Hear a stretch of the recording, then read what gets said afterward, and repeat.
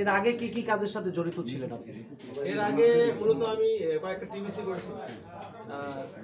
First একটা music video করা হয়েছিল করোনার পরে, তারপরে 3টা টিভিসি করার পরে এটা আমার ফার্স্ট মিডিয়া ওয়ার্ক।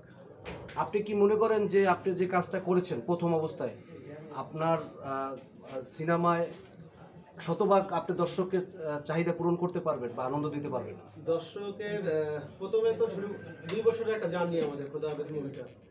আর আমাদের গল্পটা ছিল যে আমরা বিদেশি সিনেমাগুলো দেখি অনেক সময় যে বিদেশি বলতে কি আমরা দেবের একটা মুভি দেখছি যে চ্যাম্প মুভিতে, যে মুভির গল্পের কারণে তার বডি ট্রান্সফরমেশন হয়েছে।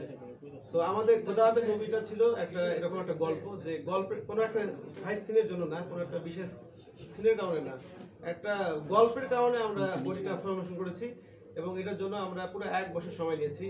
আর আমার ডিরেক্টর